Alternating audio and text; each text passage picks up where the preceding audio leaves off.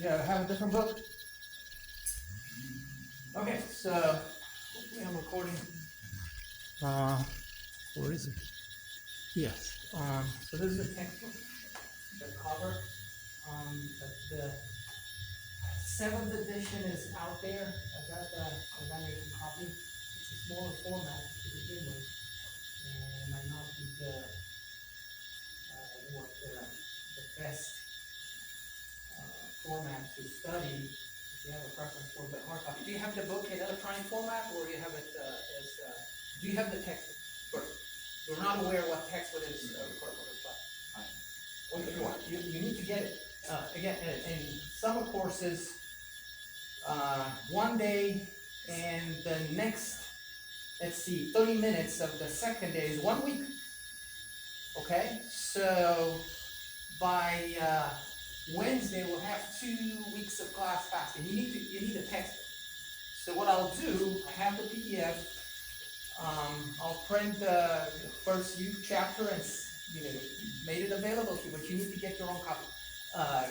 Every test is in the syllabus, so there will be weekly tests on Monday. On Thursday we have an FE type quiz, and we'll talk about that in a little bit. So the weekly tests or quizzes will be probably an hour. Yeah, an hour. So they're open books. You need to have the book to access just the book. Or maybe we'll go with open notes where we can access any recommended problems. There won't be homework. There will be a list of problems that I'm recommending you to try on your own, with a chance of seeing the weekly test problems similar or of those, maybe with some many changes. But you need a book because there's a wealth of information, and there are appendices that you will have to use. Appendices with tables and information to solve problems, equations. I'm not for memorizing. Understanding concepts is paramount for engineering profession. And regarding engineering profession, so strengths and materials. Really, you can make a living if you know strength. You can make a living as doing calculations. You can work as a piping engineer, a structural engineer. If you haven't had a sense of what mechanical engineering is, now you have the chance to see the apply. In my email, I said that it relies, and that's why the SE type quiz, it relies heavily, this class relies heavily on statics. And not everybody has a good grasp on statics, I realize. I don't know why. I got to live with this, but I'm trying also to fix the problem.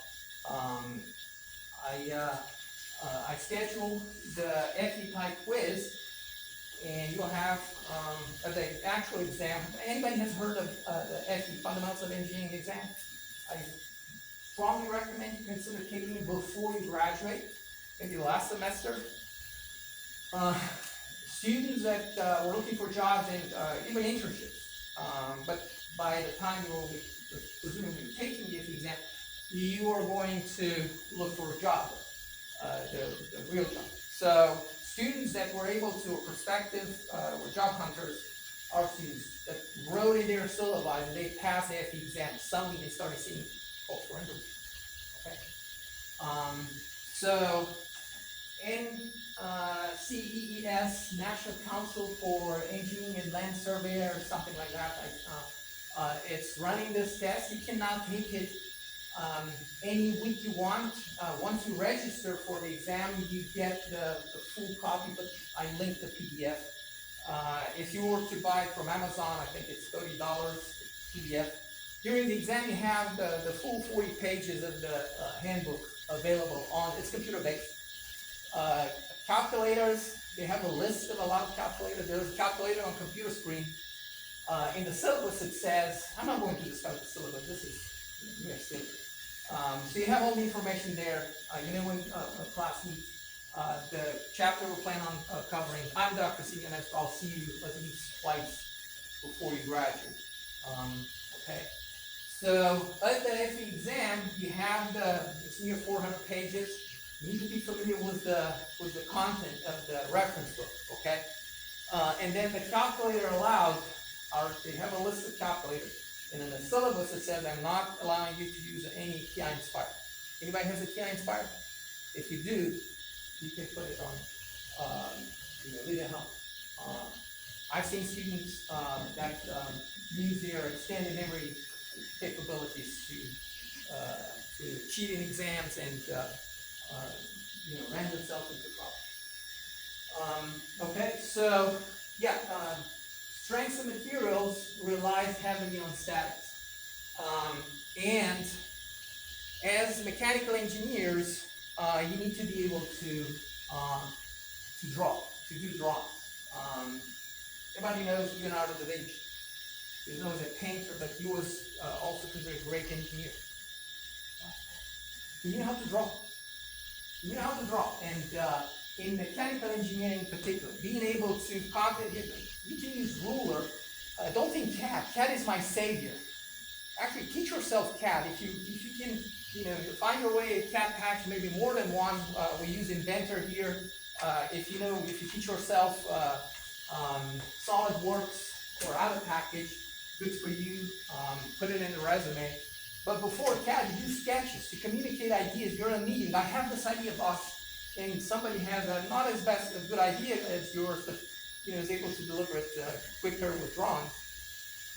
So I don't know. Nobody's a Leonardo da Vinci when it comes to hand sketches. But practice improves your sketching abilities. So let's begin with one aspect. Draw small diagrams. Are you in the quest to save on paper? No. Are you not as proud of your drawing? I mean, what? We're not paying you money for the drawings. Draw big. Half a page, full page if needed. Talking about in general. So I'm telling you now. So for exams, don't forget there will be a staple that goes on this board. I see students, these kind of like right here. Request the same. You do a drawing that's like the size of a matchbox. Nothing like that. Okay, so drawing status. And things that I've seen students struggling with, we correct them, we discuss them as we go, are a few basic concepts. So let me bring from Blackboard one current courses, and I don't know where these courses came from. Just before coming to class, I posted these one page showing how to represent the effect of connections in free body diagram. So first of all, what is a free body diagram? What is a free body diagram? It's a diagram. So you draw. It's a simplified diagram where you isolate the body. In this class, you will see we take pieces of bodies and we show the effect of the environment, the other bodies, and environment could be gravity, you cannot see it, or electromagnetic field, or inertia, okay, and you show those effects in order to do analysis, to find reaction of supports, and for this class, strengths and materials, to see the response of the material in the body to the effect of the loads, okay? So, when isolating bodies, you're going to, and not all, a few from here, but not all, you will be seeing them over and over. Do they look familiar? This is probably not a textbook that you use for statics. It's a different book. But what you will be seeing, for example, like cantilevers or supported beams. Cantilever. So you have a beam like a dive board, okay, and you load it. It will be the weight of the board itself, and then somebody stepping on the dive board. And how do you represent the support? Well, when you do free body diagram of a diving board, you show, because this is like a fixed support, and we're doing most of our analysis will be 2D analysis. You show the effect of whatever mount, you have pedestal for the diving board, and you represent it as forces, reaction to supports, and moments. Okay, you assume them positive from the beginning, and then they end up being other than positive, and you flip their orientation. So a fixed support, what does it take out? All 3 degrees of freedom. How many degrees of freedom does the body have in 2 dimensions? How many degrees of freedom does the body have in 2 dimensions? 3. How many degrees of freedom have in 6 dimensions? In 3 dimensions? 6. Okay. So this fixed end suppresses all 3 degrees of freedom in 2D. So that's why we show a force in the vertical direction, show a force in the horizontal direction, and prevent it from rotating. That's why the moment. And as shown, convention is up, is positive, to the right is positive, and clockwise is positive. Although we can juggle with moments. If you look at the problem from behind, the moment, if you think, well, x, if we go x and y up, a right-hand reference frame will have z coming towards us, okay? Because you rotate x towards y, and the right-hand screw will come out of the paper, right? So rotate x towards y, it comes out of the paper. Okay, if instead we have a pin, and where's the pin end? Oh, over here. So the pin end, it suppresses how many degrees, or pin support, how many degrees of freedom? So it allows 1 out of the 3 in 2 dimensions, allows what? We're assuming no friction there. We're negative no friction. So it allows a rotation, but does not permit translation in the 2 directions, the horizontal and vertical. So that's why in the free body diagram, and of course we can show here, it's just the board. Here's the diagram of the link, but not of the ground. You'd expect to, isolate the body and show the 2, the ground and the body that you isolated. They need to be action and reaction. They're internal forces. Once you put them back, you cannot tell them they exist. But the ground will experience the same forces for the pin joint. I'm talking about the ground support with flipped orientations. Let's see where I can draw without raising this on my palm. So we said we have the ground and we have the link. Okay, so if on the link I show force horizontal, force vertical, then on the ground I see force x and force, or I said x, okay, y, x and y, and I could say from 1 to 2, from 1 to 2, from 2 to 1, from 2 to 1. Once I put these together, this and this will cancel externally their effect. In this cancel externally their effect. But they are there. They are a pair, and they are responsible for what? For, say, producing wear in the joint, or, again, just digressing a little bit. But in this figure, again, it's a blackboard, you see just the effect upon the link, okay? So we have the cantilever, or and then simply supported beams. They have one end that is fixed, and then we have another one that sliding is allowed. And you will see represented like this. All of the equivalents would be one of these. You can see the diagram looks the same. So neglecting any horizontal resistance, and it might be there, but neglecting any horizontal resistance, you have just the vertical force at this type of support, which is equivalent to a roller, which is equivalent for small displacements. You don't need a full roller, you just a section here. But like a collar, we can slide without friction, and a pin joint serves really the same purpose. Okay, and you'll see this over and over for our classes. For the FE exam primarily, so you work with springs in statics, right? So in springs, it could be pneumatic springs. There are pump jacks out there, not very many, but they use as a balancer a pneumatic cylinder. Okay, so or what? There are some trucks they have pneumatic suspension. Others have hydrostatic suspensions, where essentially you take the fluid and you deliver it to a bellows that is spring loaded, or maybe air on the other side of the bellows. But essentially you move that the air spring from the wheel side somewhere in the central place, and you can do adjustment to car active. Maybe you may want to read about some Citroen car, the BZ. Anyway, so springs come in various shapes. I have a rubber band here. You may not think of a rubber band like the first spring, not the first that comes to mind, because those are the coil spring. And it can be tension, economic compression of a rubber band, but I can have compression rubber bushing. Anyway, so you will see that in problems on tension and compression.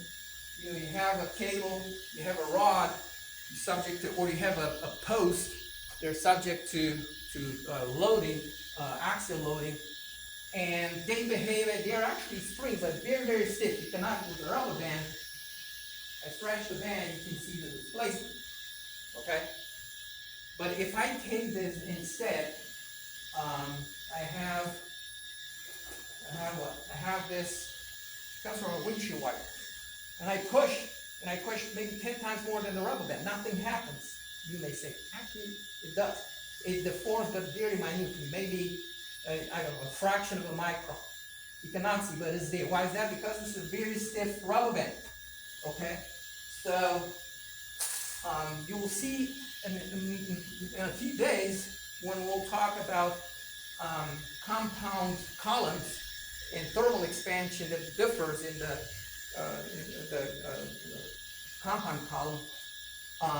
That will be easy to assume them as being springs. And there is a relationship between the material of the column or of the rodage or subject to tension and these springs here. Everybody knows this formula, right? So what does it say? The spring force is going to be displacement or stretch or compression of the spring measured from the unloaded position. That's essential. Times the spring constant. Now, spring constant was a given. So you take the rubber band and you do what? You maybe attach a weight and you measure displacement, and you attach a second one slightly heavier, and you measure if they have 2 or 3 points. Okay, and you can evaluate the spring constant. For problems in strengths of materials, thinking spring, again, this is not in the textbook, the strengths textbook, but it's very helpful. It's more in the FE exams.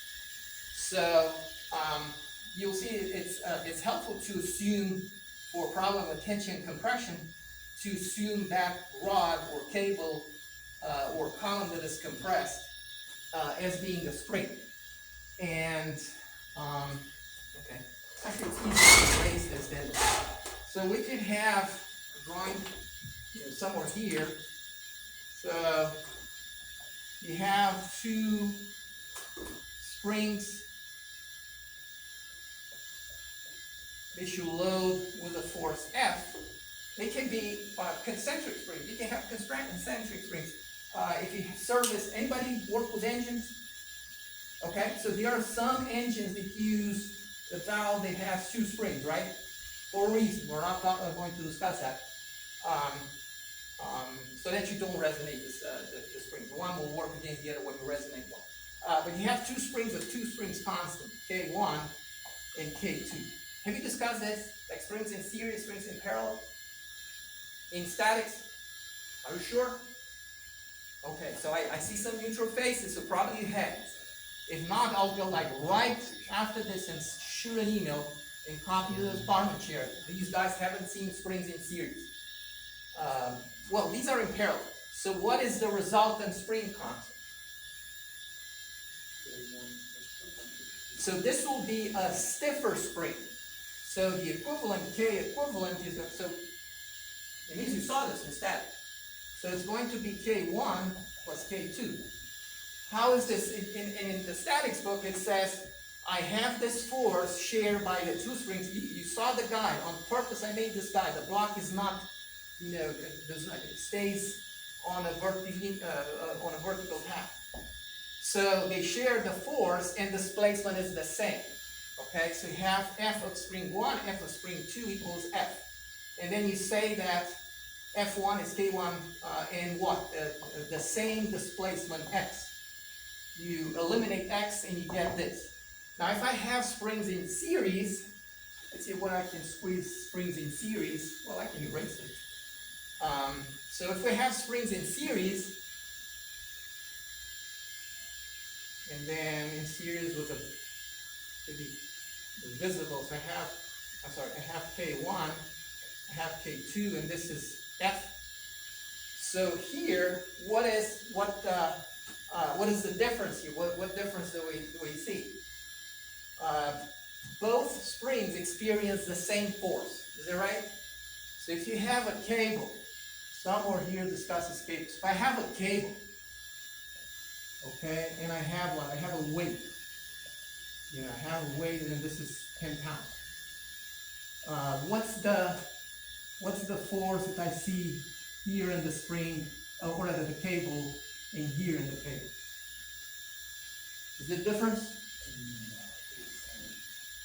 It is the same. Other than, going that extreme and saying, okay, this experience also the weight of the cable, which might not be negligible if you think, high-rise buildings with elevators, but neglecting the weight of the cable itself, if I'm to break this, I'll see what? I'll see a force, internal force, and it's the same as F.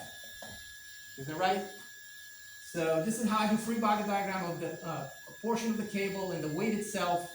So I have the external force, the weight F, I could have said W, and the tension in the cable, neglecting the weight of the cable itself, is going to be the one that's applied at the end of the cable. So likewise here, I could have two ropes, knotted together, one fishing line.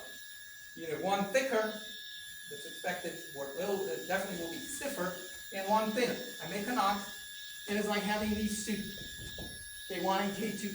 So I'll have a total deflection X, which is the sum of an X1, and I measure an X2 here. Again, revisit statics. Okay, this is not watching Discovery Channel. It's expected at 4 every hour that you put in a class. You have to, as a student spends 2.5 hours of their own time. Okay, and this is not Discovery Channel. I probably look at the corner here. You're a special kind of students who decided to take class during the summer, either go fishing or maybe work because they want to make some money. Okay, but you need to make an effort. It's more than just watching me doing my show here. Okay, so we have X1 plus X2 makes for X. And then F is the same acting upon the two springs. Okay, working those equations gets you there. So I could replace this with one thing. I need to show the same support. Okay, same, could be different length, but same length. Say I can always expand it. I can put connectors to bring this point at the same level. Okay, so this is K equivalent. So what is going to be K equivalent? This is like resistors. It goes inverse. So we had springs in series, it's like resistance in parallel. And we have springs in parallel, it's like resistors in series. So we have, so this one is going to be 1 over KE is 1 over K1 plus 1 over K2. Remember? Or resist from circuits. You saw this probably, you work more with the resistors in series and parallel than with springs. Again, you're going to see this. You have, like I said, you have two cables that you connect them, or two rods, and they have different cross section, meaning that their, K1 and K2 will be different. And or before the end of this class, we'll see what will actually be the spring constant of a rod or a cable, knowing the cross section and really property of the material. Provided you load them before it starts deforming plastic coating. Actually, rubber bands are not, or rubber is not the linear material, but I could, I could stretch it, and probably it's going to be longer than was originally. But again, it's not a good demo material if we go to all the details. All right, so this is what I wanted to for now. Okay. Oh, actually no. So let me blank this because there are two other things that I've seen students having issues with. And I think we can use more light. Can we? Let me see. I'm a little bit on a guess here. Oh. Okay. Better? Okay, so two more things regarding forces, the properties of forces and moments. So let's look at this. Look at this problem. So I have a. Well, let's assume it's like a tree trunk, and you're supporting it with what? With two cables, and I can model this as like put the two cables together and assume this to be or let's just say it's easier. I'm making more complicated than it is. So let's assume it's a very short disc, and I support it with a cable that's wraps under, and it's attached at the same level on the ceiling. Okay, and this will be the weight of the disc. Does it make sense what we're dealing with here? So a supersized coin. I think in China, they had coins that you have to carry with wheelbarrow. And make sure you don't steal them. You don't steal them. Anyway, so we have this, and it's the weight. And then I have so now it's a view going this way. And I have this other cable. And let's make this a complete problem. So let's assume this is 60 degrees, and this is 60 degrees. If we let this settle, it will settle to where these two angles are equal, by the way. Nature sometimes seeks symmetry. Okay, so what is the tension in the cable? It will be even. The tension will be the same in the two because of the symmetry. And again, if friction is small enough, this will settle to where this angle equals this angle. Does it make sense? If I take this and try to put it on, I'll settle to the lowermost point. It's another tendency, for the minimum potential energy. And you discussed this in statics too. So what is the tension in the cable? Let's assume I remove these supports, and I'm doing now free body diagram that's convenient for this analysis. So I show what? I show the tension of the cable, P and P, and I can have the, for a complete diagram, I can also show the tension. This is what the supports experience and move them up. Anyway, so how do I calculate the tension in the cable? Any thoughts? This is statics. What about grabbing your pencil and giving it a shot? Again, this is not discovery time. I mean, we need to wake up. In a regular semester, it's about the middle of the first week that you get used to the idea of taking class, coming back to school. But this is summer class. Okay? So what's the tension in the cable?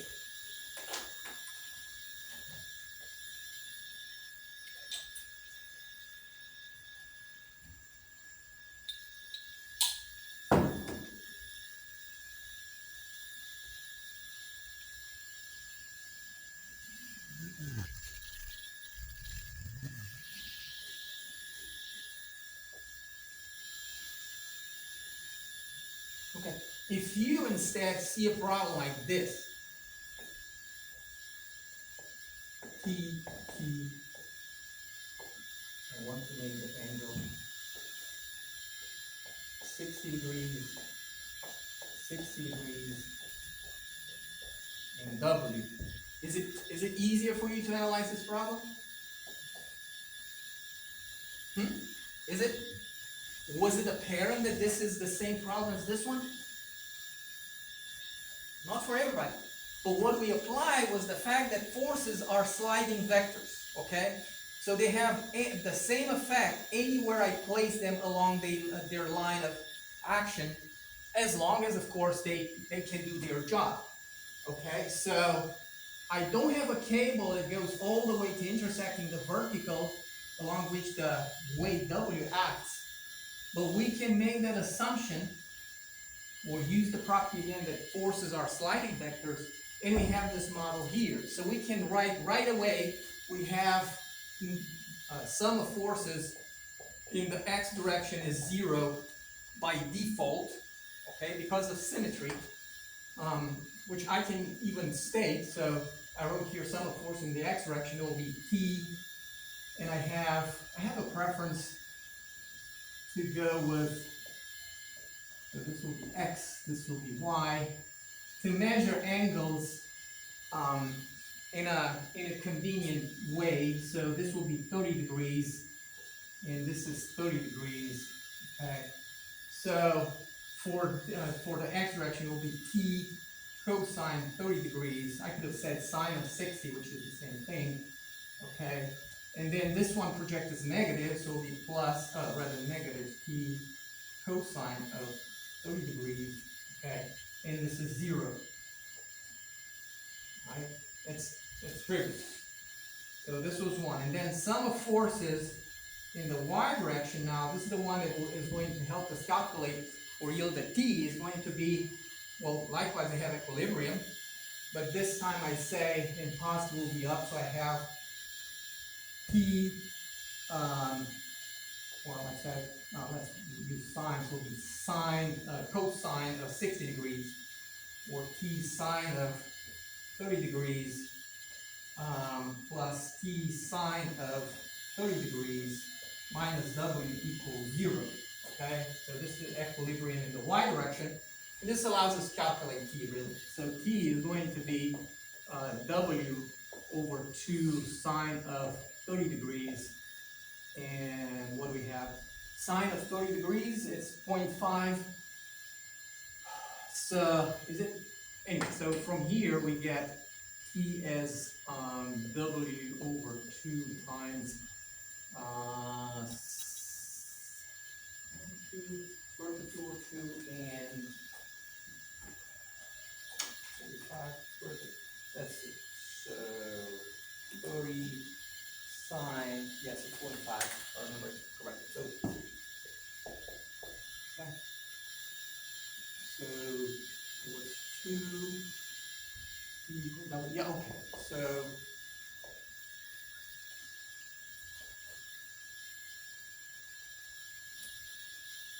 all right, so this was one. Again, emphasis was on showing, or something that some students I saw having issues with, that the system here with concurrent force, three concurrent forces is actually one here.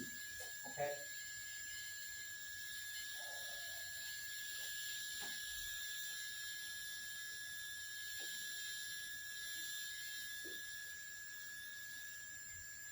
Okay, so this was one.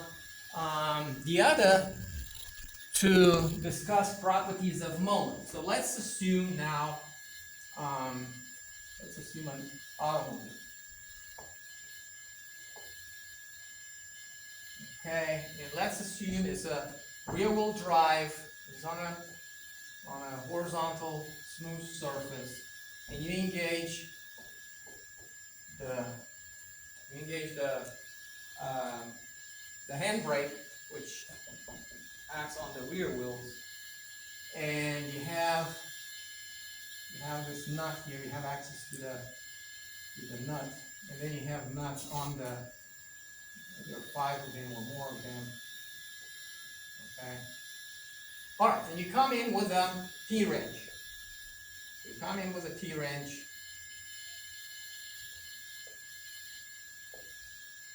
So with a T-wrench, what do? You can apply moments.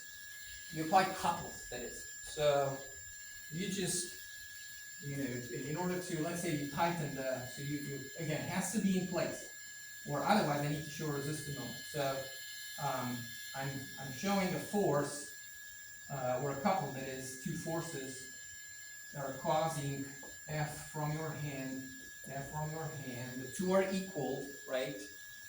And you're tightening, let's say you tighten this central nut. What will happen to the wheel?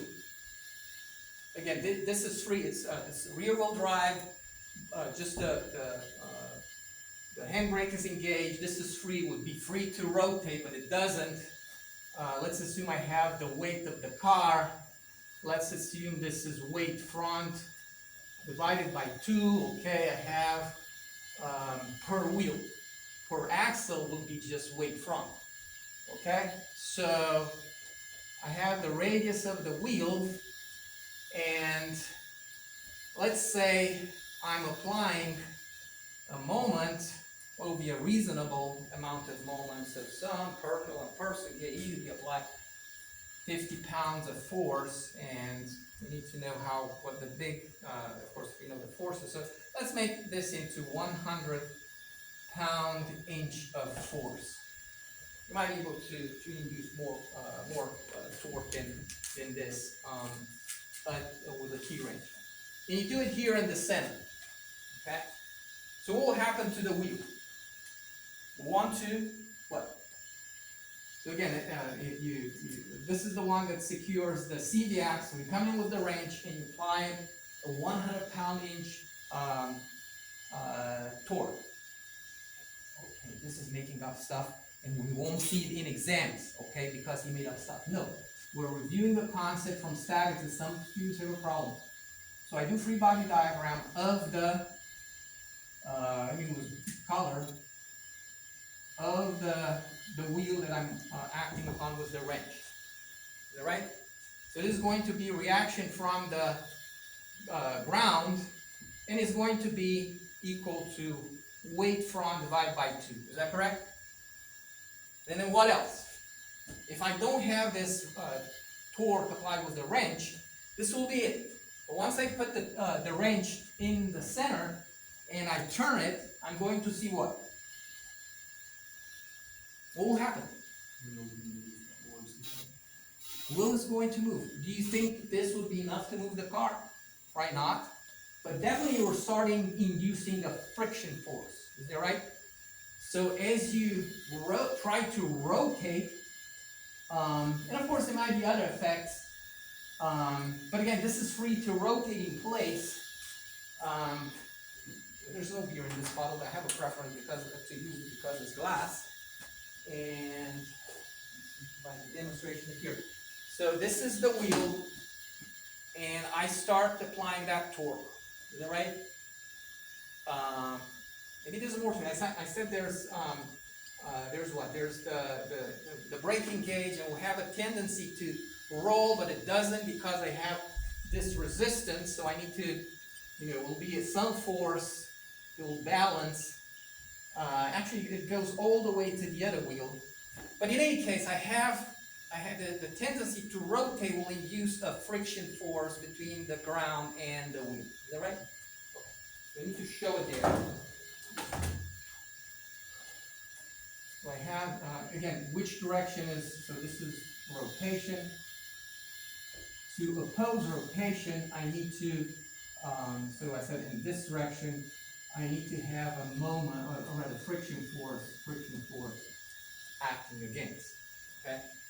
This has to be counteracted by something, and really is counteracted by the friction on this other wheel. I have the brakes engaged, okay? All right, so can we calculate the friction force? By the way, what is the, I'm not asking, I'm just anticipating. Some students may be quick to say, oh, friction force equals quotient friction times the normal force. I can call this N to make it closer to what you've seen probably elsewhere. I say, okay, this is friction force. Is this wrong? It is, because the tone of my voice infer that this is wrong. It is, because this would be the case where I'm at the verge of moving the wheel. So if I have, let's see, and for visible on camera, if I have this bottle here, what is the friction force between the, and this is, I'm trying to hold this horizontal. What's the friction force between the bottle and the cup? It's zero. I start pushing. What's the friction force? Is it moving? Not yet. Once it starts moving, I can tell the friction force. This is kinetic coefficient of friction, and it's equal to the weight of the object times the coefficient of friction between the two surfaces, okay? That's the case where we saturated the friction force. So probably you, at this little torque, you're not going to be able to rotate the wheel in place, all right? So this is the case when you start, and it will be kinetic coefficient of friction when you know motion is happening.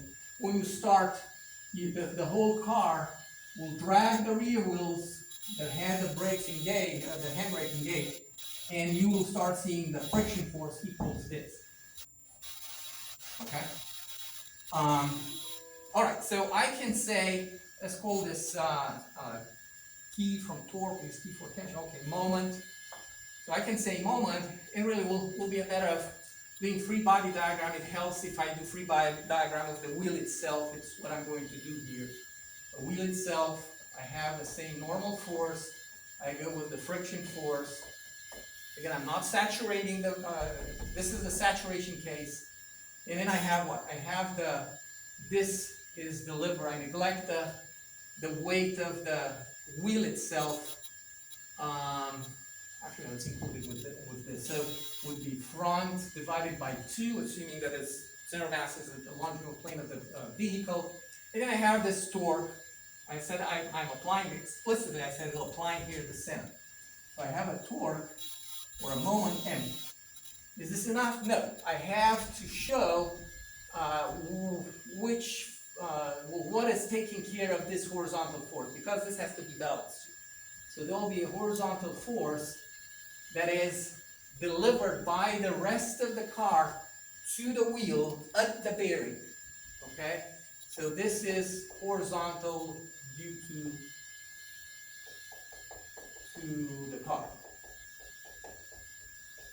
Okay? And I told you it's going to actually be the friction force on the side of the wheel. If you extend, So this is a correct free body diagram for the wheel with the torque applied with the T-wrench, which is this one. And I can calculate the friction force now because I also specify the radius R. And you can. So assuming you have a torque, is it called torque wrench? Where you can measure the torque applied. But with a torque wrench, have you ever held one of those in your hand?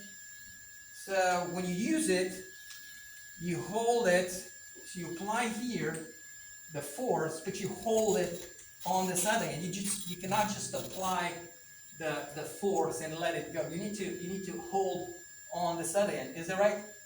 So you're actually having the T-wrench disc can be made equivalent with a T-wrench, with a wrench, lever wrench.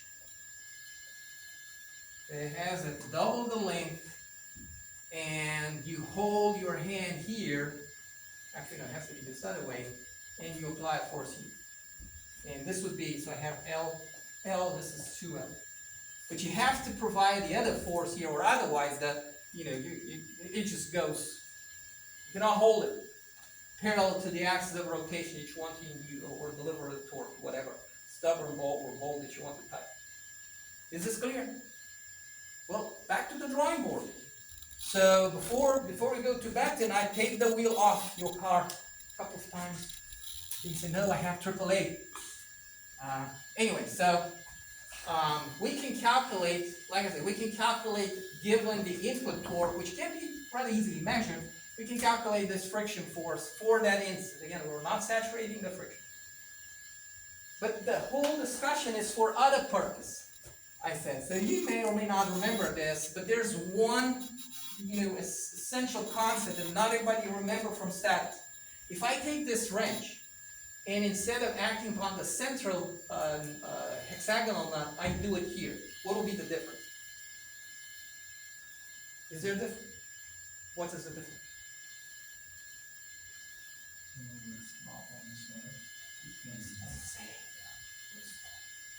Because moments are vectors that have the same effect no matter where you place them parallel to. So forces, we agreed, you can act anywhere along there, but if I shift the force, their effect change. With a moment, I can place it anywhere. So whether I tighten the center bolt or not, or this other nut, the same will happen. The same equations. Maybe we should even write it. So I said O, center of the wheel. So sum of moments about the center of the wheel. I have equilibrium. The car is not accelerating. No Newton's second law. And I'm going to write N does not create an F, WF do not generate the moment about O. And we need to agree which direction is positive for moments. You'll see me taking positive for moments counterclockwise, although still I can see it was assumed clockwise positive. We can do the same, okay, no problem. So this will be positive for moments. And I'm going to say M, it's positive, and then I have what? Again, it's about O. So this force due to the car does not generate the moment about O. Normal force, weight that comes from the wheel to the bearing does not generate the moment. It's going to be just the friction force that does moment. Okay? So I have moment positive and negative now. Positive this way. Negative friction force times radius. And this is it, equals 0. So friction force is going to be moment divided by the radius of the wheel. If I take this wrench, as I was saying here, and I'm instead, tightening this nut, I'll have the same equation because the moment does the same thing overall. Now, it doesn't mean that the wheel feels that moment the same way, because we don't care about the wheel's feelings. However, for this class, we have, we'll look beyond that. So, it's one thing, if you have a cantilever, and you apply a bending moment, or a moment from the outside here, and it makes a difference if instead I move it, say, halfway. And I can illustrate this with my demo material. So yeah, I changed the windshield wipers and retained the blades as demonstration material. So we're having a cantilever beam, right? How can I induce a moment to this cantilever? Well, I can come with a torque wrench or a key wrench like this one, or this key, I can do it with my fingers. So I twist the nose of the beam, right? That's what I'm doing. And it's one thing if I do it at the end, free end, but if I do it here, can you see the difference? So this portion of the beam is going to experience the effect of the moment, but from here on, 0. Okay? So, but overall, it is reactions of the support is just going to be the same moment that I'm applying. So whether here, or here, or here, if I'm drawing a free body diagram of the beam, let's do it because we know how to draw. Clean some space. If you go to the Blackboard tables with free body diagrams, I said I have a cantilever, and I put a moment M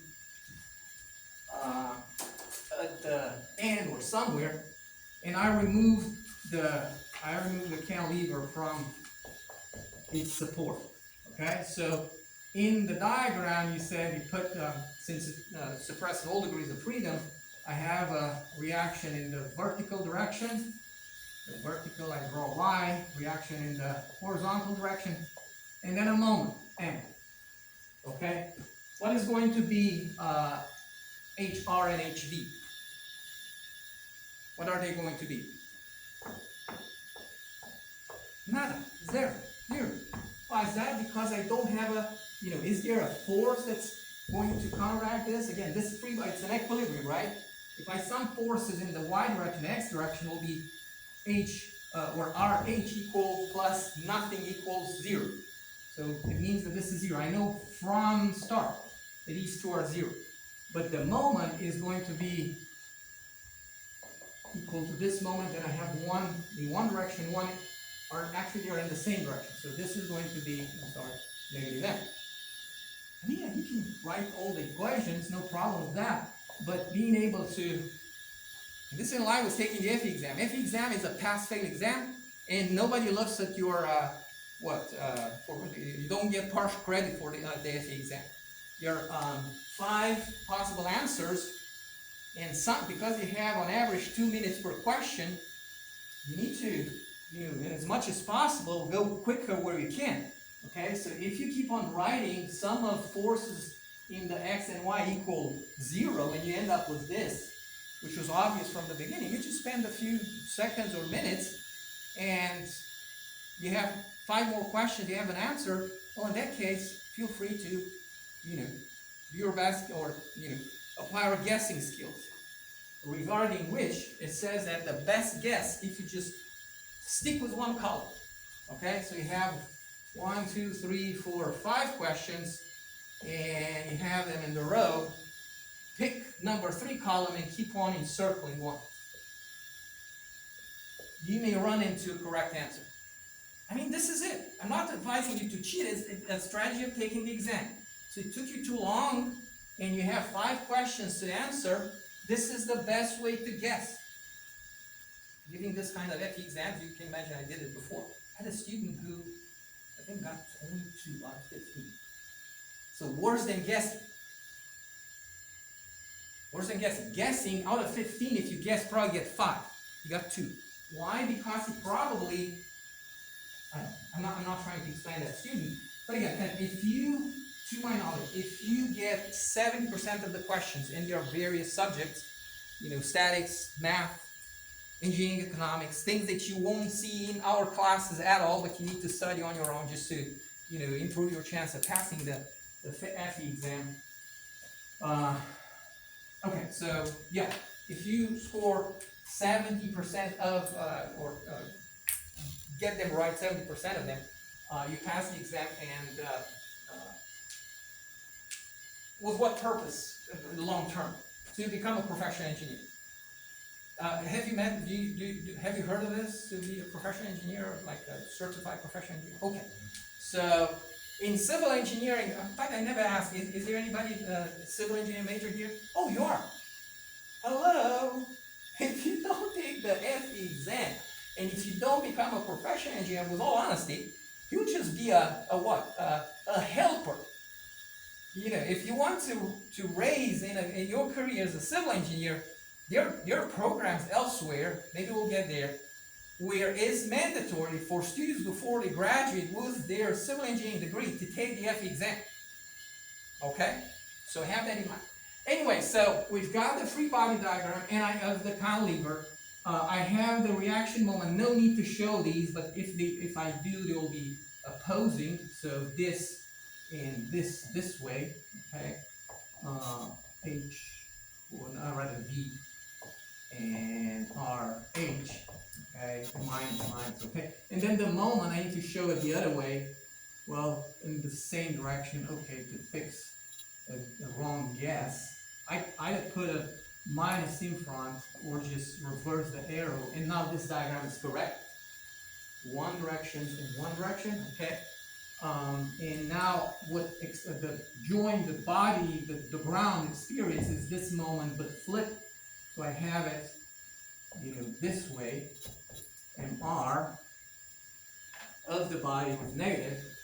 But if I take this moment and instead of being at the very end, I place it anywhere along the beam, like in the middle or closer or more to the left.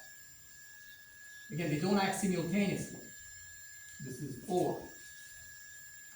The free body diagram remains at the support the same. The beam responds differently, you saw it. So it's going to be stress between where the monads applied and support, nothing here. Okay? So if it's a wood board, has a notch or a defect, and you apply the monad at the end, it can pop where the defect is. But if I'm left of that defect on the board, you understand the thing. Or maybe a weld or a tear, whatever. Let's see, what time is it? This says 10:59? 12:59. Okay. We haven't agreed. Do you want short breaks between this? It says class ends at 1:55. So maybe they had in mind 5-minute break between the. So we can go without break? Okay. Well, if you need to, no problem. I mean, you saw me. I went to the bathroom. If you wonder why we're running out of class in the beginning. Let's move to the back to the book and go over the book. Yeah, what? We did so. I was teaching Foundation 1, and I had students do a project. It was modify a toilet to save water. Of course, it cannot be a standard toilet because it's well engineered. I saw a documentary, and they had a PhD on staff doing computational fluid dynamics of toilets. There's a quest to save water. And I asked you to take a standard, the cheapest of the toilets from Lowe's, to have a small flush and a full flush. And some were shy, were embarrassed to talk about it. So come on, folks. Imagine a world without toilets. All right, let's go to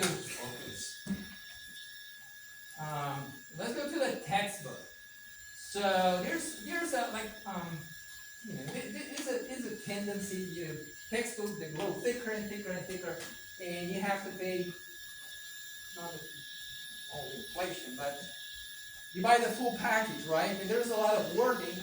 It may not have been in the second edition of the book, and the student, professor may not have time to cover it or read it. But there's some good material here, and we can go over some of the essentials.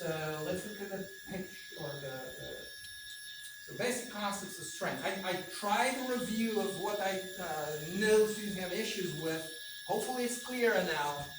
If you still have a strengths book, a statics book, go over statics. This is the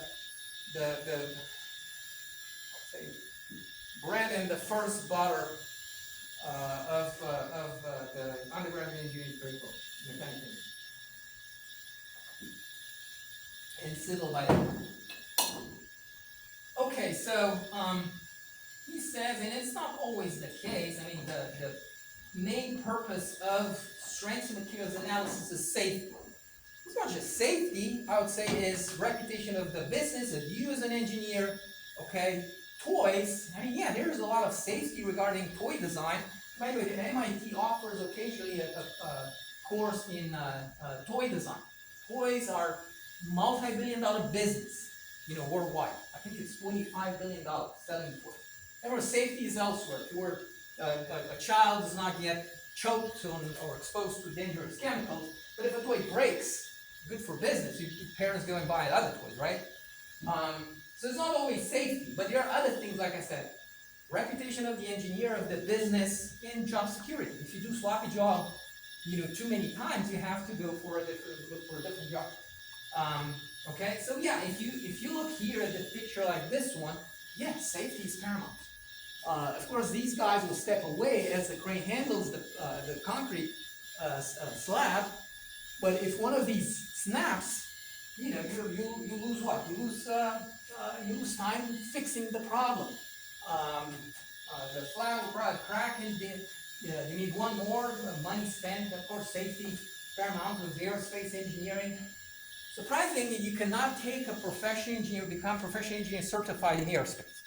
If you go to NCES website, why is that? Because there's no other way for aerospace. And they have, they live in their own world, So once a year, it's, you reach destination or not. And if you don't, it won't be a second take. Okay, so let me open the book because I have my own highlights and I know what to what to comment upon. So, yeah, we're talking about civil engineers here, or the civil engineer audience, and historically we're not paying much attention on working with wood. Maybe we'll do it more this time, but wood is a special type of material you will see different than any isotropic like structural steel, or of course civil engineers work with structural steel as well, but we also do a lot of work with wood, and wood is anisotropic. We'll see it's discussed in at some point. But really, analysis of strength have to do with things like failure, that is, have a cable and a cable snaps and that's failure, or has to do with loss of geometry.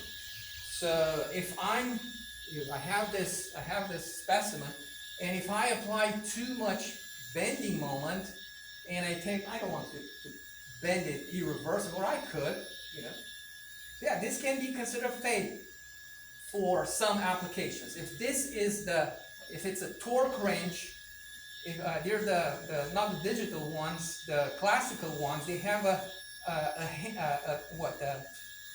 hand relative to which you bend the actual, and this remains where you read the reading against the scale as you apply the torque. So as you apply the torque, there's a deflection and there's a scale. If I bend this, okay, I lose accuracy. Of course, you can see it right away, no torque applied, but the reading is some amount of torque, and you want to fix it, you could do that. But yeah, here are cases where plastic deformation is assumed failure. If you have a shaft in a transmission and somehow you overload it, and it deflects maybe 1/10 of an inch, maybe even less than that, that's failure. You cannot rely on even less, yeah, 1/100 of an inch it could be for high speed application an issue. So I said failure, but also and in view of what they say, safety. So yeah, we look at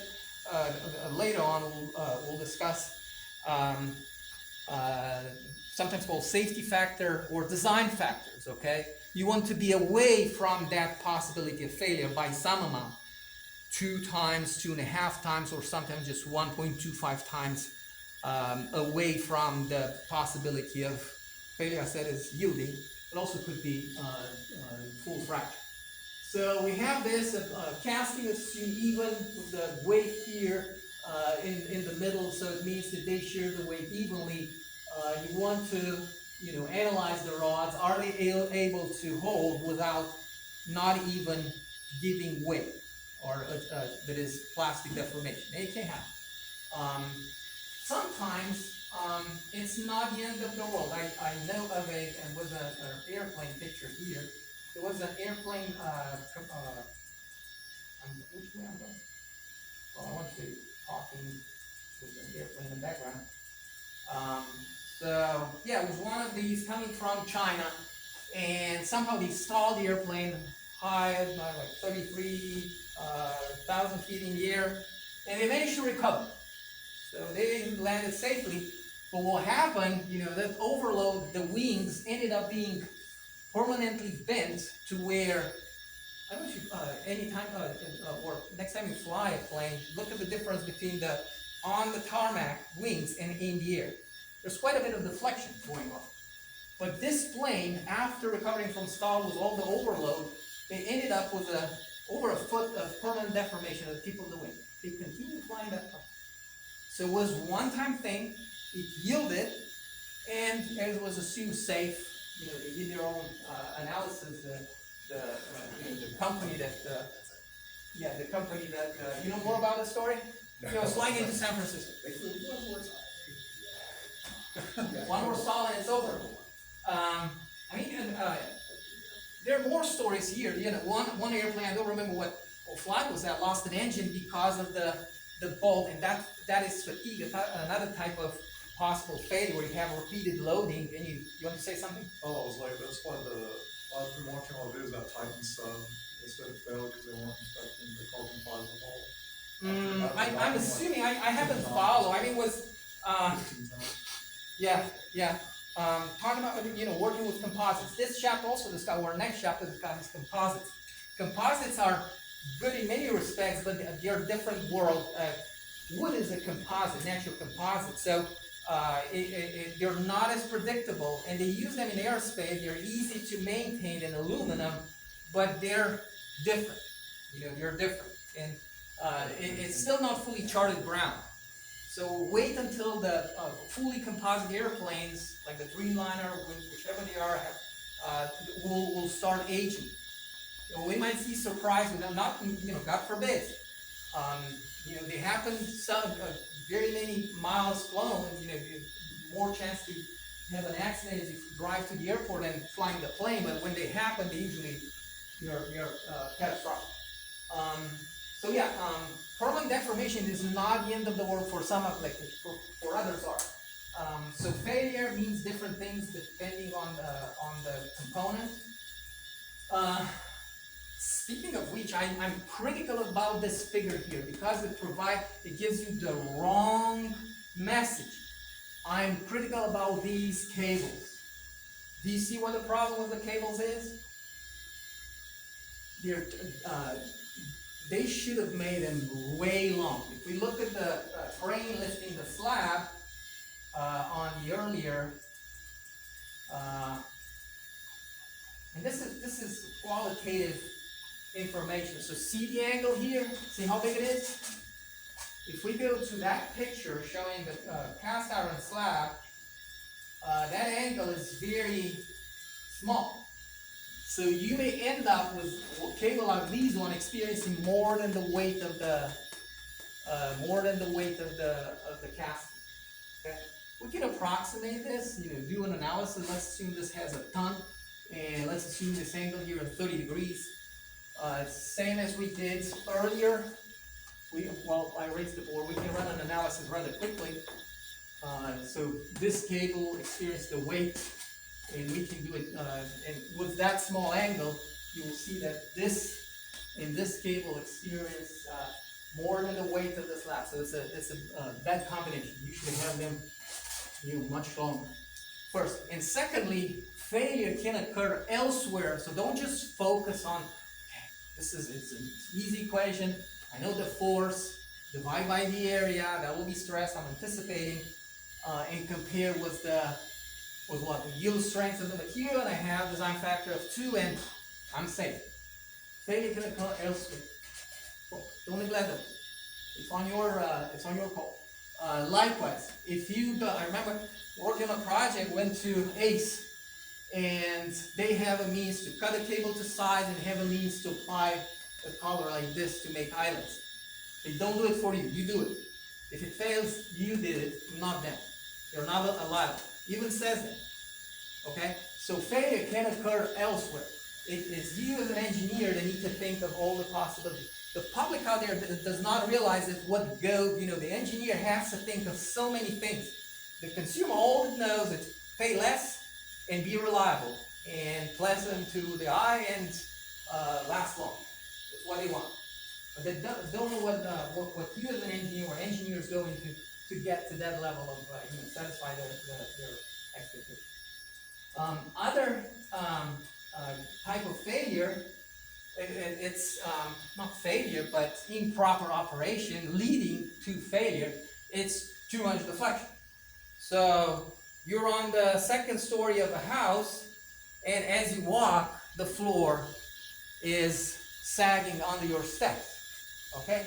Maybe it will never fail, but it's not pleasant. You don't feel comfortable walking on a floor that is, it might happen if you're in the attic, yes, but you don't leave in the attic. Here's an example of the transmission. So these are a pair of gears in mesh. These are bearings, and it's not the best arrangement, but this is the way they made it, where this is a support and this is a support, and gears as they mesh, this is straight per gear. Gears as they mesh, they have a tendency to go out of mesh because of the shape of the teeth. They have a tendency to repel themselves. Okay? Now, if this gear is halfway between, with a helical gear, you also have a thrust flow, but the straight spur gear is just repelling action. Your force as it go or act in the middle of the tooth, ideally, and towards the radial direction. So if gear 2 is halfway, you'll just move away from the other one parallel to itself. It's not that bad. Angle gear are forgiving to that kind of deflection. But this other one, it's also going to, because it's essentially it's a cantilever, I have two bearings, or maybe an overhang, yes. So force applied will cause the beam to move away, that is the gear move away, but also rotate. I don't know how to show that. So it moves away and rotates. And that's bad for teeth because they no longer mesh parallel, they mesh on a corner. You know, and that'll be what? Noise, wear, and premature failure. And this comes out from other type of analysis. So there's no, you know, once you start the, or turn the engine off, no torque transmitted through the transmission, they come back to the original size, no problem. So it wasn't any yielding, any plastic deformation taking place. But too much deflection in the elastic range and could be bad. And you know, elsewhere we can look. My background is automotive engineer. You saw already we did the car wheel in the wrench example. But if you have torsional stiffness that is insufficient, you know, we also have, you know, stiffness to bending, stiffness to tension or compression. We compare rubber band and the specimen. But you also have torsional stiffness, okay? So I can twist this, can I? Can you see it twisting? Okay, that's torsional stiffness. And you have components, including here, you can have, you know, as the torque is transmitted, so this appear to be, let me go to the 3D view. So we had the input, probably a coupling, maybe another coupling here, and I have twist between where the coupling is and this gear. I have this portion of the shaft is twisted, and this other shaft is twisted between where the gear is and where force is at. There's no, other than, you know, no torque between this bearing and the gear here, but there's twist that's going on between the gear and where the input is. Does that make sense? So if this is too flexible in torsion, likewise may cause problems. You may not have a good sense of this, or maybe a little bit, but imagine towing a boat and your connection between the boat and your vehicle is very slender. Can you imagine? You know, you accelerate in the boat, the legs behind, and you put a brake and the boat is like towing something with an elastic spring. That would be an exaggeration. So those two are things to consider, and they cause, you know, noise, vibration, premature failure. The next page for this problem shows the new, what is called neutral axis. That is, the axis of symmetry would be for round or solid or round hollow. How they deflect, and of course large. You would expect this to be large, exaggerated. So yeah, the change of slope that happened here, and here I had no slope change, just linear deflection. Can you see? I'm looking at the tangent to the deflected shaft, the neutral axis is. So tangent stay parallel to itself. Here, however, I have a slope change, and there's a slope change here too. Does that make sense? Above, I had, so it starts from zero slope, and so really this gear is going to be remaining parallel to locally with the shaft, or perpendicular rather. So this gear is going to be oriented like so, and the meshing that I said is not healthy for a pair of gears. Meshing happening non-stop. Okay. There's another type of buckling. It's called a failure to columns subject to compression. Okay. I can induce buckling rather easily with this same specimen. So I push, and it comes back to the same straight. I can overdo it and it's bent, but usually, buckling is going to be discussed in, you may have to read about buckling on your own, maybe, there are classes in structural engineering that discuss buckling. We do buckling in design machine elements, okay? So loss of stability, and you remove the load and come back to straight shape, that's elastic buckling. I can also do, if it's short, like, have you ever driven a nail with a hammer? I'm sure you have. Has it bent on you? Sure it did. So that's called plastic buckling, okay? So plastic buckling and the nail does not come back to the shape. So that's for short columns. Again, that's discussed in, for us in design and machine elements. Their analysis, their equations, their theory allows you to anticipate how a column will buckle. You look at the figure, you look at my specimen. If I push, clearly it's not going to buckle this way.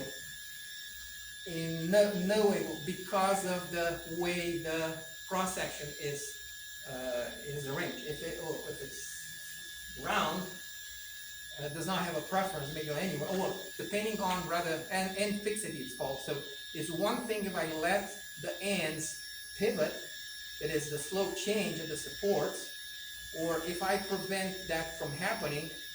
So assuming, I cannot induce it, but already now, okay? So I have this, and I allow rotating both ends. Now I have a fixed end, and slope starts at 0 and changes. And what was that distance? Now I have, like, moving on the end, so I have it like so, and apply the force. It will be harder to buckle in this instance. Can you see the difference? And if I hold both hands and prevent the slope change, it will be the hardest to buckle. Again, things discussed in detail. We do problems in strength materials. I'm assuming you civil engineers doing structural plus. It's where we're going to discuss it. So buckling, direct shear. Okay, there's another type of load which is called shear. In shear, you think of shear with a pair of scissors when you shear through cardboard, or pig snits and you shear. Here's a punch, for example, you shear likewise. Or in manufacturing processes, a class that a mechanical engineer will take. There, plastic deformation and ultimate failure is standard, because you want to shape the material. You have a blank, you want to fabricate washers out of it, right? So, before I do this final cut, I do a hole, I can do washers out of cardboard or think plastic. Yeah, we're going to do like this one. So this is shear. In assembly, mechanical assemblies, you have shear that is induced when you have a pin, a clevis mount. Alright, so I have the link, I have a pin. Think of what? Think of the tilt tongue. Okay, so you have the end of the truck, you slide it in, and you put a pin, right? That pin is in double shear, it's called like this guy. So I have the force that is delivered to the clevis, to the rest of the car, by shearing the pin at 2 points. Okay, I can, it's not as good. There's a reason why I have double shear. One is because the pin shears in 2 locations this full force. I can have the pin only halfway, okay, and the shear will happen with the full force, not half. That's why it's double shear. Actually, double shear means half the damage, the effect. But yeah, what happens here, you have the material that is, think of what, plasticine, okay? So you shear through, and that's another type of failure, or stress-induced, rather. Torsion also, twisting induces shear. We'll see it in a few days. Okay, so in terms of, there's a section discuss units. In this class, let me see, this is page 17. I think this is right, okay. So in this class, really, we're going to work with length, force, mass, and weight. Temperature will be thermal expansion, yeah. Angular deflection, or slow change, yes. And these are the metric units. This is the customer units. When we write Newton's second law, we write mass in order not to have to introduce a coefficient to balance the equation, to work with mass in slugs. I don't believe in pound mass and pound force. I know slugs, when I write Newton's second law, how many pounds is a slug? 32.2, okay. And then, force in pound, mass in slugs, and degree Fahrenheit. There are ways to go between Kelvin. This is the Celsius shifted to the absolute zero. So I think metric system was an invention of the French Revolution. You know, they tried a lot of changes. Some whole, some didn't. They changed the name of the months of the year. They were all months to be 30 days. Did you know that? And they introduced the metric system. The metric system held, I think they changed hours of the day also. But I know for a fact it changed the name of the month. Oh, you don't know that? We're in the month of July. July was named after Julius Caesar. August was named after Augustus. Both months have 31 days. So I don't know who was first. Augustus, he wanted to have fewer days. His months have fewer days than July, so both have 31 days.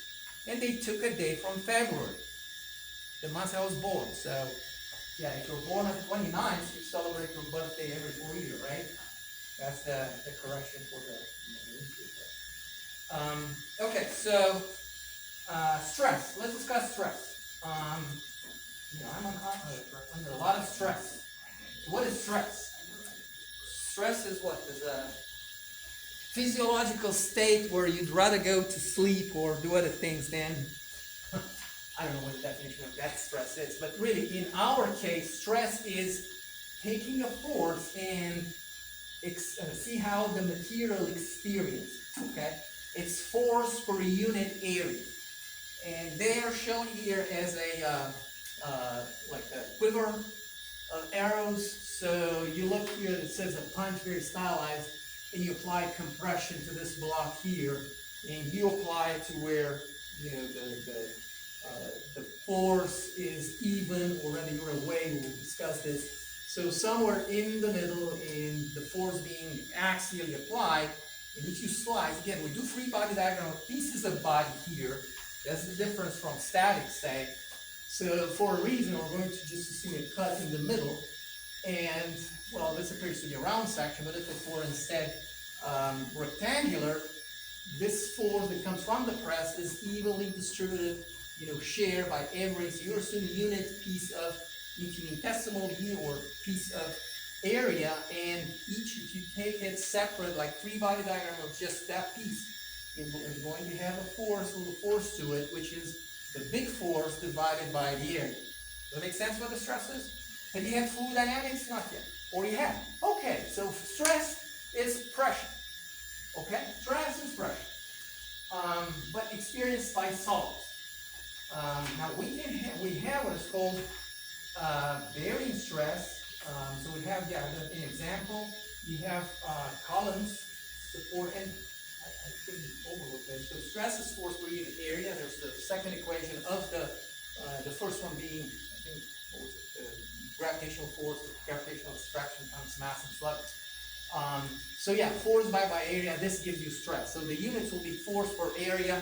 In fluids, you call them what?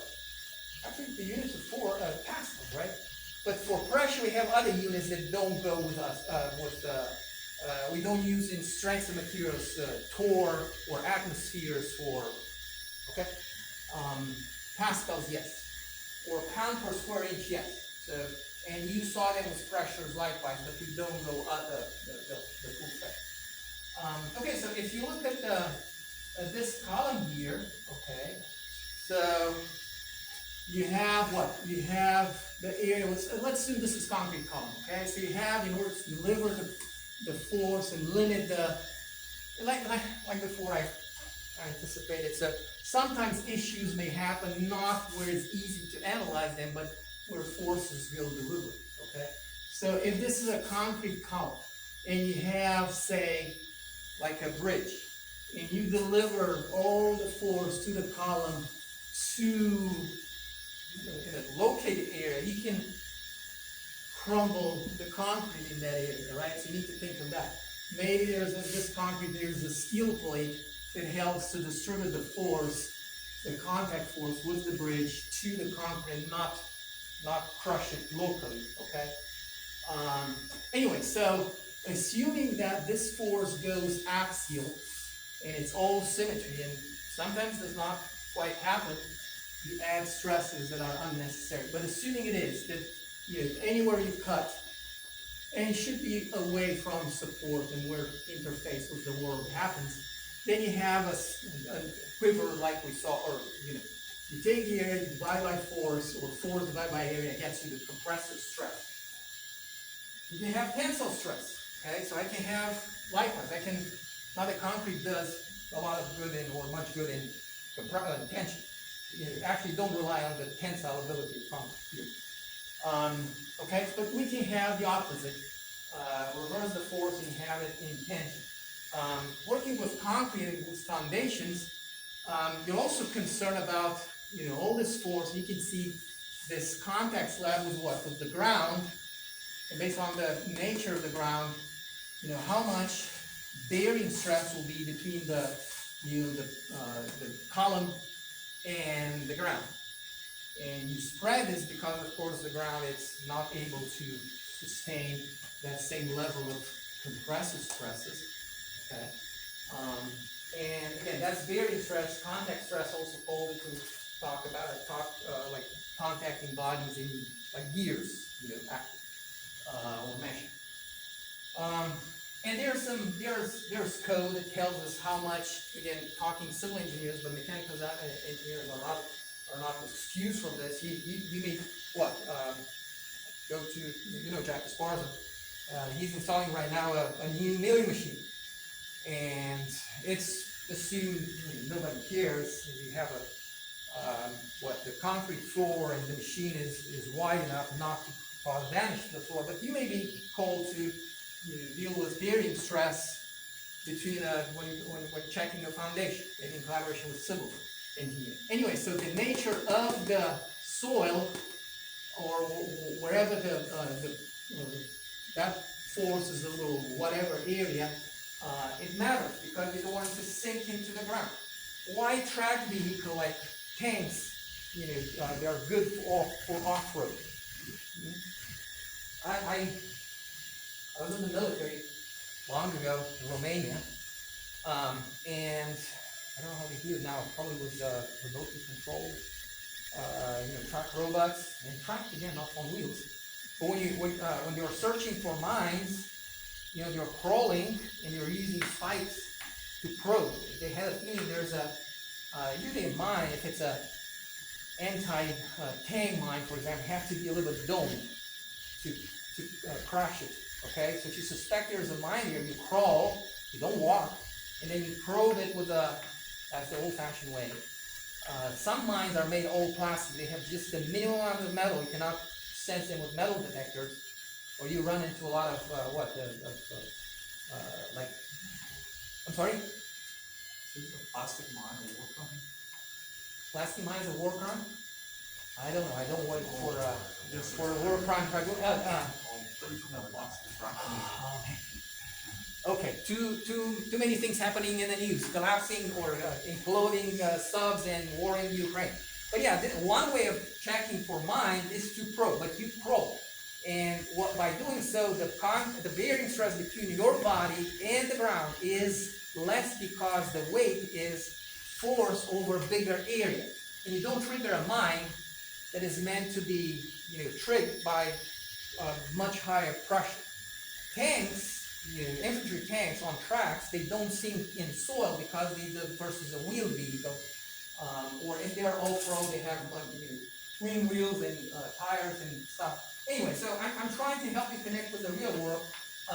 But yeah, normal stress, tensile compression, bearing stress, what happens at the interface, like I said, soil, ground, and the force supply. We're going to do, at occasions, more in, when we have combination of loading, to draw what are called stress elements. Okay, so if I go to this figure, I could now delimit a little piece of square. I could draw on top of this, just to show it. So I'm taking a little bit of material out and capture one of the little arrows, which is the sigma. We use sigma for stress. Okay. So that little piece, you'll see actually drawing big in the next pages. So this is tensile stress. But this element is not in equilibrium, of course. I need to show the other stress, sigma. For direct tension and compression, these two are equal. Okay. For bending with shear, I'm anticipating there's a slight difference. The smaller the element, the less the difference between the two. But again, that happens with bending. Here, if I have compression, I make the slice elsewhere, I see the same stress distribution. Okay? So this will be the other. Do you understand where it's coming from? So like this is one big piece of cheese, and I compress and I cut this small piece of cheese, and I'm looking at it, and I have these two stresses acting on the element. Okay. All right. So stress elements, and there's nothing happening in the horizontal plane. We know it, and yeah, you end up with figures like these, or show them in 2D, and symbol for stress, sigma, and the effect of stress is a change in length. Either shortening, if you have a column, it might not be visible, but it's there, or you can have a stretch. So if you have a rod like this one, you subject, you can see substantial 10,000 pounds, whatever diameter type of material, there will be a deflection that's going on. And this may be just temporary. I think the force is on, it comes back to the original length, or if I exceed, we call it yield limit, then I'm ending up with a remnant deformation. Is that acceptable? Maybe not, but sometimes it is. Go back to the airplane coming from China that they stalled over Pacific. Okay, so strain, what is strain? Strain is a measure of the deformation that is unitless. So if I have twice as long specimen and I pull it, and it deforms only this much, actually I have less strain on the longer element than I had on the original one. You understand what I was saying? If I take one that is twice as long, I stretch it the same amount, the strain was less in the longer element because I had the same amount of elongation. So total deformation would be this, divided by original length, an L0, and then delta L. So that's the strain. And that too, we discussed deflection by bending and change of slope and linear deflection, but you can also have direct tension, a deformation that is what may or may not be acceptable, even if it's all within elastic range. More on shear and how we can calculate the shear stress. We use the shear stress. For shear, we have a different symbol, tau. Before we use for direct tensile compressive stress, we use sigma. Also, bending uses, if I bend the beam, so if I bend the beam, I'm anticipating we'll discuss beam bending. So as I bend it, I'm showing this. I have one that has markers too. Okay. So I bend it towards you. Okay. So can you see the square stretching. Well, on this other side, actually there's compression. So, and there's a transition between maximum stretch and maximum compression to the inside. But I have, if I delimit just a little bit of cube on the outside, I can show the same, tensile stress, nothing on the other surfaces. And then if I do it to the inside, I see compressive stress pointing towards the little piece of material. Okay, so with shear, story's different. So with shear, I cannot induce curing, but I can try. So, well, yeah, a little more back. So I'm shearing this, and you can see the rectangle. I'm going to say, it's just tilting, but really the top and bottom slide relative to each other. It's easier to show it when I do shear due to twisting. Look at the square. See what happens? So they turn from little square to diamonds. Is it right? So the deformation that is going on is angular. The top was sliding relative to the bottom. So a measure of the shear caused by, or stress caused by shear of first unit notation is tau, and you divide the force by the area. Punching through cardboard with a punch, or punching a little blank in a manufacturing process, so you have the punch, you have the die below, and you shear. You could be in this one or this piece, depends. But really, the shear stress that you're generating can be calculated as the thickness times the perimeter of the shape. That's the area, and then you have the force that's coming from the punch, which is resisted by the die, and you calculate the shear as that force divided by shear area. That's how I'll do it.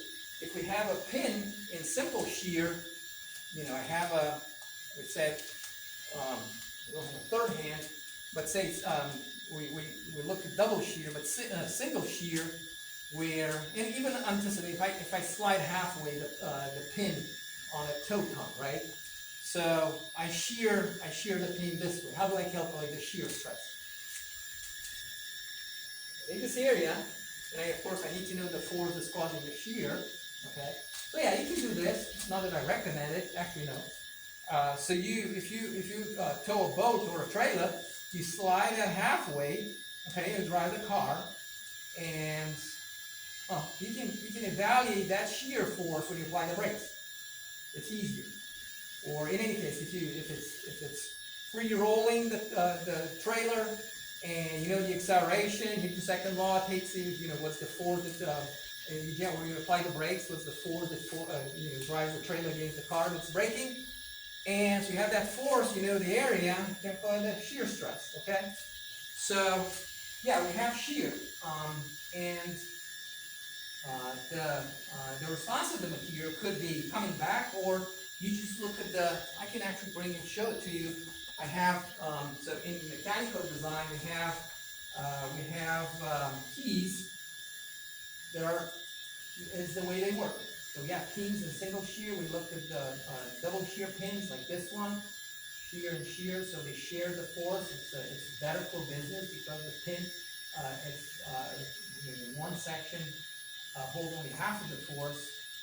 And we have shear pins used like boats. Whoa. So maybe if you have a boat, the prop, it has a shear pin, right? If you run the propeller into some resistance like a bank, a sand, or something, in order to spare the transmission, you shear that pin. You lose traction, you replace the pin, you can drive the boat instead of damaging the gears inside. Are you familiar with this? I know I don't own a boat. But if you have friends that own a boat, you can have, hey, do you have a shear pin on your prop? The prop itself is probably $100. It's made of stainless stuff, depending on the size. That pin costs maybe less than $1. The sacrificial piece. And you shear it, and you save the prop, and you save the transmission component.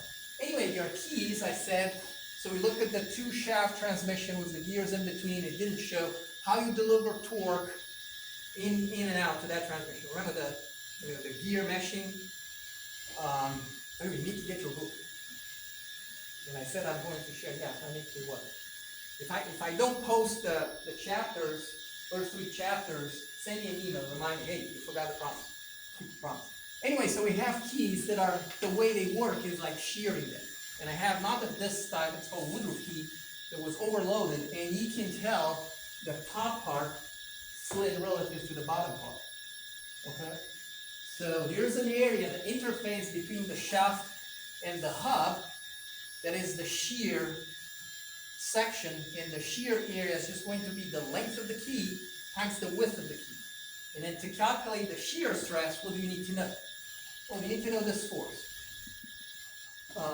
They look offset for simplicity. We just take the torque and divide the torque by the radius of the shaft. And you know, again, you approximate this, you equal to this one, and you calculate the shear stress upon the key. Okay?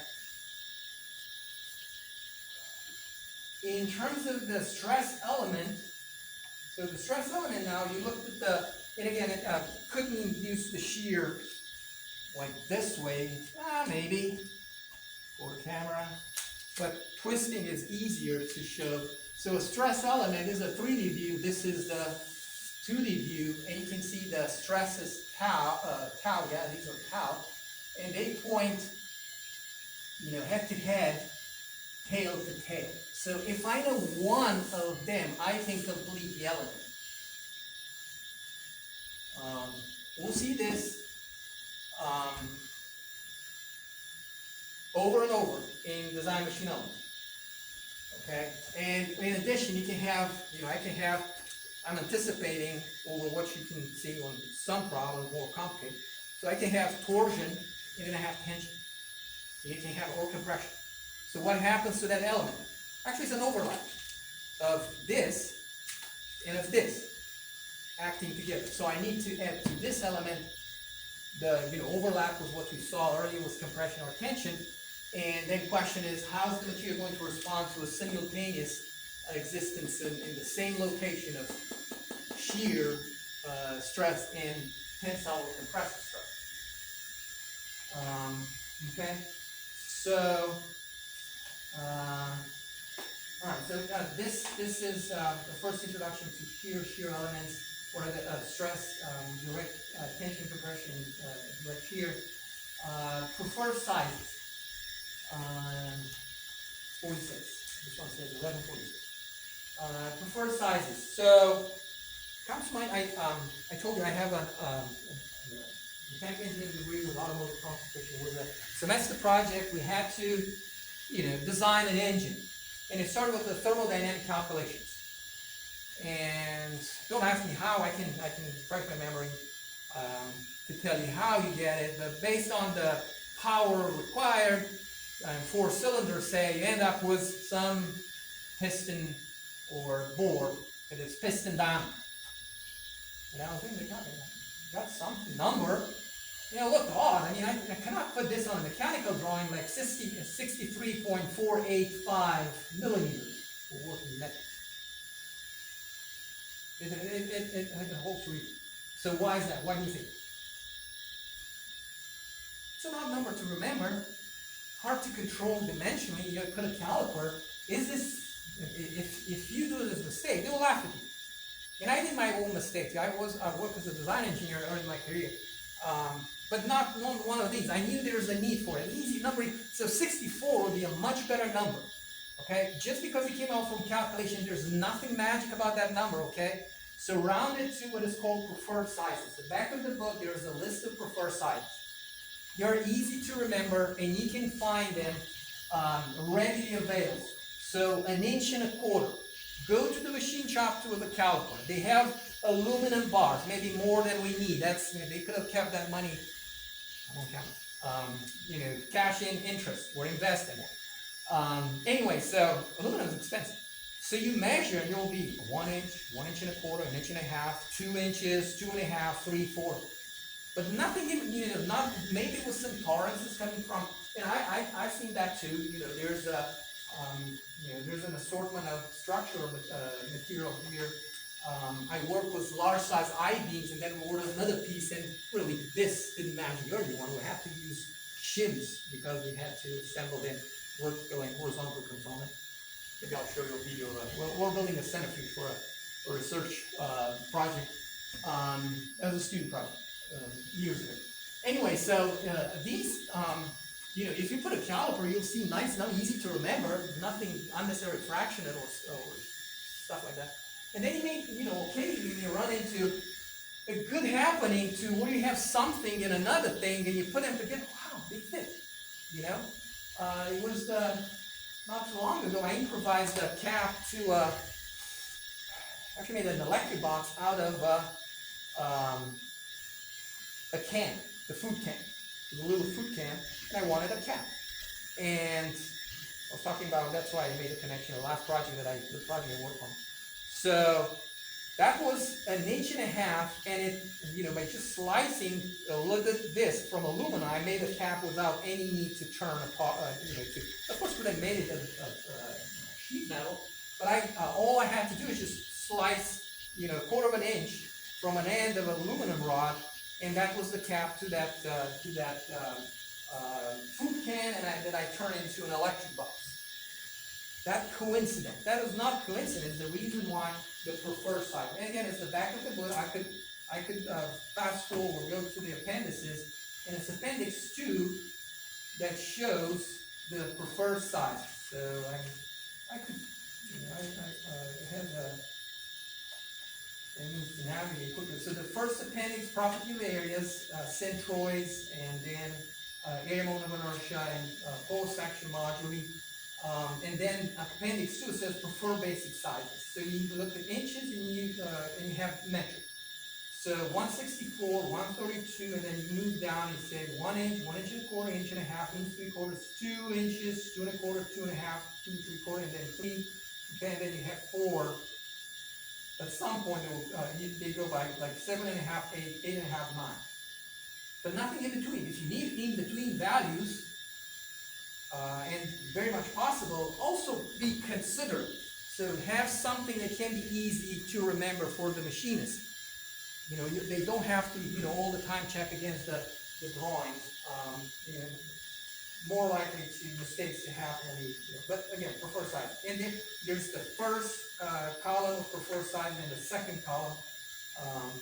Okay, sometimes. And likewise with threads and fasteners, threaded fasteners. Those were one of the earliest machines.